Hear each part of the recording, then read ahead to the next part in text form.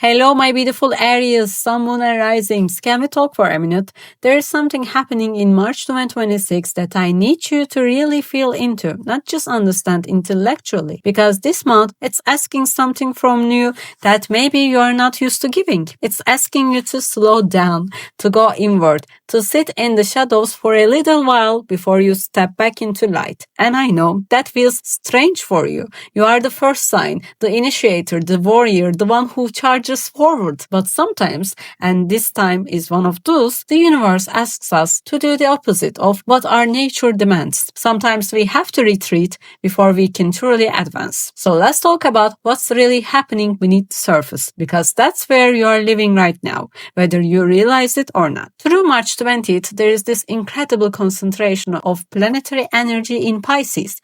And for you as an Aries rising, Pisces is your 12th house, that mysterious space right behind you, the place you can't quite see. It's your blind spot, your unconscious, the realm of dreams and fears and things you've hidden away because you weren't ready to look at them. And right now, you don't just have one planet there. You have the sun, which is your life force, your vitality. You have Mars, your ruling planet, the planet that literally governs your entire chart and the source of your fire and courage. And you have Mercury, the messenger, moving retrograde, going backward through this hidden realm. Do you feel it? That sense of exhaustion that you can't quite explain?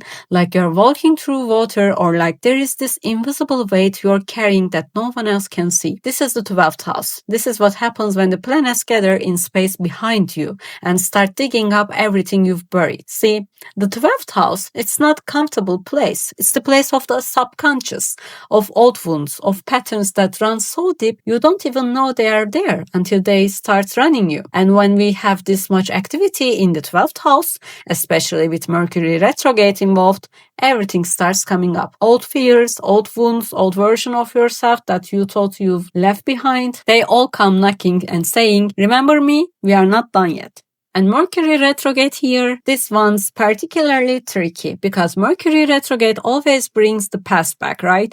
But when it's retrograde in your 12th house, it's not just old text messages from exes or forgotten bills. It's deeper than that. It's patterns. It's the voice in your head that tells you you're not enough, or that you have to fight for everything, or that rest is weakness. It's all the subconscious programs that have been running in the background of your life. And suddenly, they are right there in front of you, demanding to be seen. This retrograde started back on February 26th and it runs all the way until March 20th. So you might have already been feeling this for a while. And Mars being there too, your ruling planet, your warrior, your fire. It's like your power is turned inwards right now. You might feel like you're fighting with yourself instead of fighting for yourself. There is this internal pressure, this restlessness that has nowhere to go. But here is what I want you to understand. This isn't happening to you. This is happening for you. The 12th house is where we heal. It's where we integrate. It's where we do the sacred work of looking at the parts of ourselves we've been too afraid or too busy to face. So what you do with this? Firstly, and I really mean this, please be gentle with yourself. This is not the time to push through. This is not the time to power through your exhaustion or force yourself to be productive or pretend everything is fine when it's not. Your energy is genuinely depleted right now, and that's okay.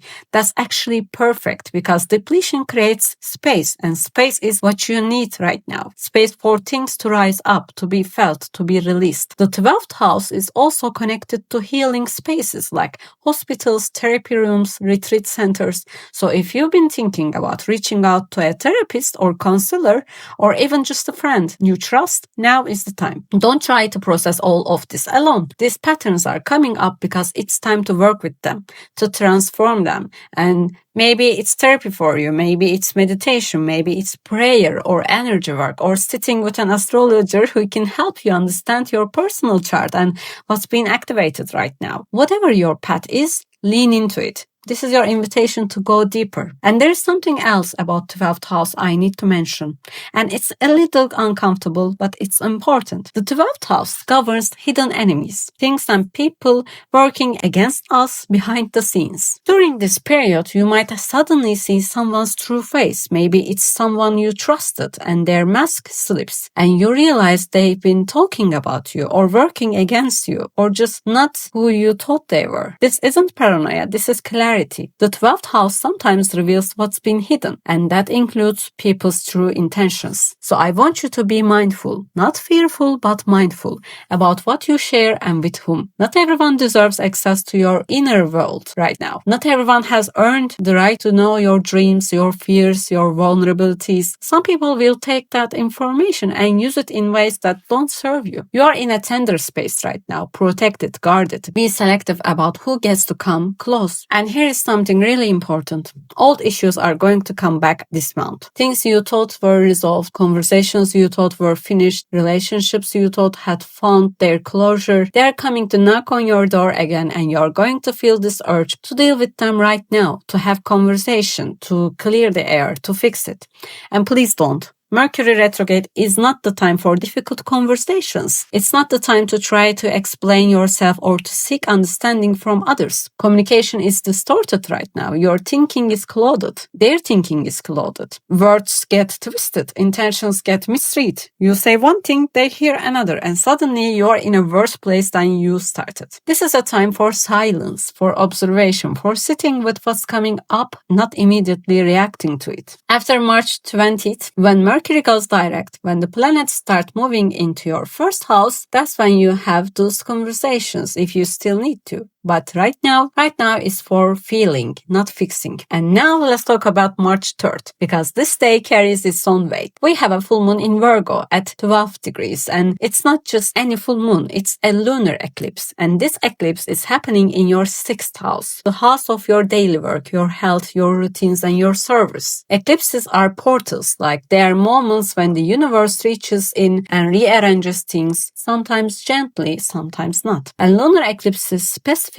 they are about endings, completions, the closing of chapters. So something in your daily life, in your work life, in your health, in your routines, something is coming to an end. Or something needs to come to an end. And this eclipse is the catalyst that makes it happen. For some of you, this might be about your job. Maybe you've been feeling for a while that you've outgrown where you are. Maybe the work doesn't fit your soul anymore. Maybe you are just done. And this eclipse might be the push you need, or the universe's push to actually make a change. And for others, this might be about your health. Maybe there's something you've been ignoring, a symptom, a pattern, a habit that's not serving you. And this eclipse brings it to the surface where you can't ignore it anymore. Or maybe it's about your routines, your daily rhythms, the structure of your life. Maybe you realize that the way you've been organizing your days, the way you've been spending your energy, it's not working anymore. It's not sustainable. And something needs to shift. Okay, so the point is, pay attention. If something's ending, let it end. Don't cling to what's trying to leave. The universe is making space for something better, and even if you can't see it yet.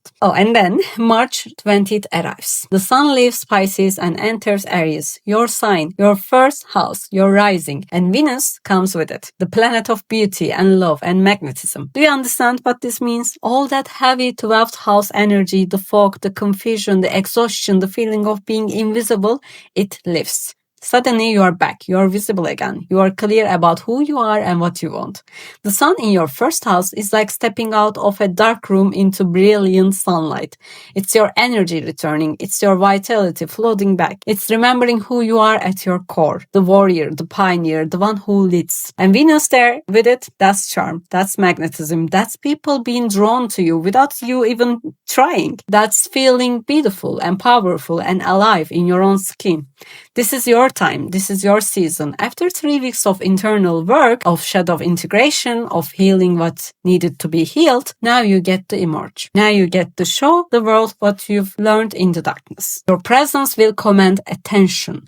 Your ideas will carry weight. Your voice will matter in a way it hasn't for weeks. And romance, if you've been feeling disconnected, if your relationships have been strained, this is when things can shift. Venus in your first house makes you irresistible. powerful. It makes you magnetic. It opens doors that were closed. You might feel inspired to change something about your appearance. Maybe a new haircut, maybe new clothes, a new way of presenting yourself to the world, and do it. This is the perfect time for reinvention, for stepping into a new version of yourself that reflects the inner work you've done. So here's what I want you to understand about this whole month, Aries risings. This is not a month of action in the way you are used to. This is a month of integration. This is a month where you descend before you ascend, where you go backward before you go forward, where you sit in the underworld before you rise into the light. And that's hard for you because your instinct is always to move, to do, to conquer, to change ahead. But sometimes, and this is one of those times, wisdom requires stillness. Growth requires rest. Rebirth requires a death first. So through March 20th, honor the process, honor the slowness, honor the fog and confusion and the heaviness, because they are all serving you. They are all clearing out space for the new version of yourself that's trying to be born. Don't force conversations that aren't ready. Don't make big decisions when your mind is clouded. Don't push when the universe is asking you to pause. Get support. Talk to someone.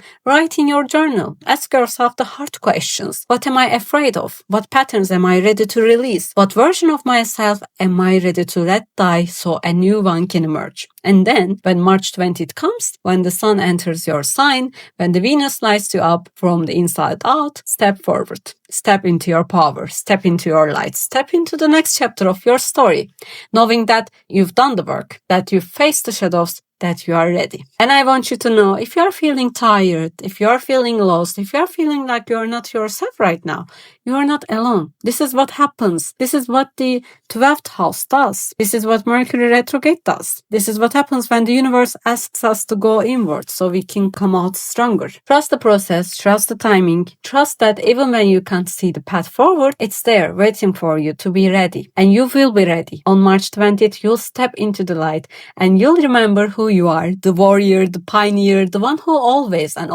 finds a way forward. Thank you for being here with me, Aries risings, and thank you for doing this work. Drop a comment below and tell me, what are you releasing this month? What's coming up for you? And I want to hear your story. We are all in this together. I'm sending you so much love, so much light, and so much trust that you are exactly where you need to be. Take care of yourself. I'll see you the next one.